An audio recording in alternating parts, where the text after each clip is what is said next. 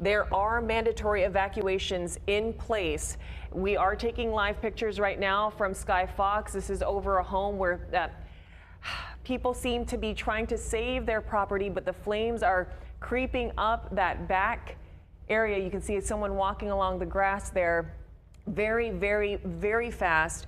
They have been told to evacuate. We have seen the sheriffs make their rounds in a vehicle with the horns on, with a loudspeaker on, telling people to leave. But Phil, I know that if you are living in the area within Gerd Road, Paula Mesa Drive, Via Alicia, and Knotwood Way, if you are within that vicinity, you need to pack up and go while it's still safe to do so. And I know that there's an evacuation center. Yeah, there is. Phil? It's at the Riverview Church at 4980 Sweetgrass Lane in Fallbrook. And initially, this all started in terms of the evacuations on Oak Cliff Drive. And I think that's what we're looking at there, because that's where they said it was going to get close. And there's a great drop right there from the chopper from the Sheriff's Department going in and hopefully smothering some of those flames as the homeowner there and the property owner are trying to do whatever they could to do that. We're trying to get a hold of people from either North County Fire or CAL FIRE to sort of bring us up to speed here, and as soon as we get that, we'll bring it to you. But once again, this has been burning now for at least 45 minutes. At least 45 minutes, and one thing that Megan Healy was saying was that we are seeing some wind gusts in the area, but these are not the Santa Ana winds that we've been experiencing the last couple days.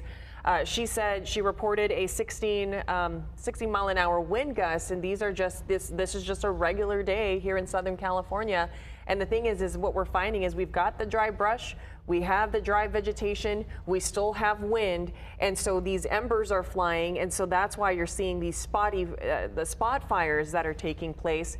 We did also see a structure on fire, a smaller structure that appeared to be some type of storage room. Yeah, and again, look at this area. It just seemed to be concentrating on that one spot right there. So that tells me that perhaps there's a building that's either been burning or burnt there.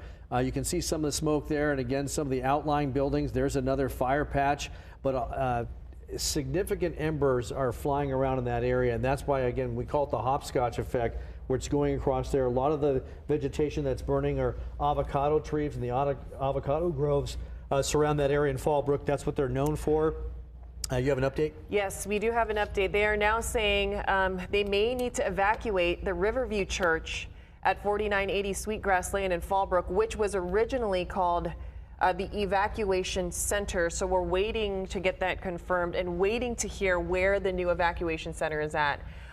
Megan, we were talking about how these are not Santa Ana winds that we're seeing, but if you can talk to us a little bit about the conditions out there. Yeah, so I want to tell you, so our Santa Ana wind event is kind of behind us. We're starting to see a little bit more of that onshore flow back in action, and I want to show you here the wind speeds. This is over the last couple of hours here. So our Santa Ana winds usually blow from the east to the west, right, from our mountains to our coastline, but now we're starting to see the breeze come from the ocean. So west to east now is the wind fashion at the moment, and you can see in Fallbrook over the last couple of hours here, they've come from the west southwest there. Here's a look at current speeds and current gusts. So very gusty conditions in Fallbrook area, 16 to 20 mile per hour wind gusts. So you can see on the other side of your screen there that this is going to actually be blowing a lot of that smoke, and the fire is actually going to be kind of pushing closer to the 15. Hopefully it doesn't jump the 15 because it's kind of in this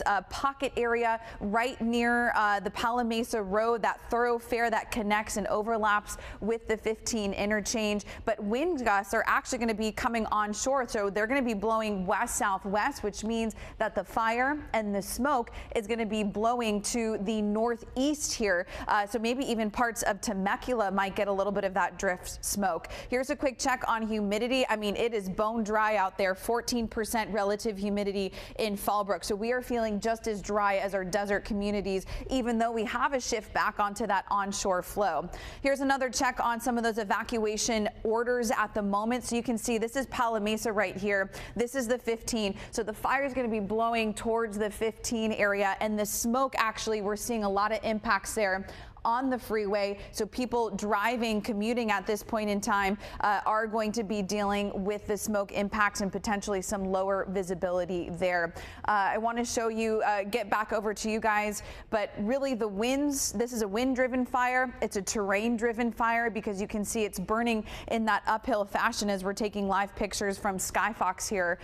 Lots of smoke in the area. So if you are sensitive and you live in the area and you're getting some of the smoke impacts, make sure to close your doors and windows if you're not in that evacuation order. But you can see that there's a wide spread here. Is this, I'm trying to see here, is this the 78 that crosses?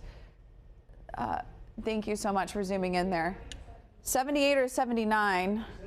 76, excuse me. 76, yeah. So this is the 76 here. So if you're living to the north of the 76 and the west of the 15, you're pretty much, should be ready to go. And you're in that evacuation order zone. And so I think what firefighters are trying to do, hopefully try and keep it on this side of the 15 and prevent it from crossing over. But there's still a lot of homes here towards the west of it and a lot of homes that are in this evacuation order. So just make sure that you have a way of getting alerts and really just don't wait until the last minute. We're seeing a lot of erratic fire behavior and a lot of spot fires as the winds are kind of carrying the embers, Christina and Phil.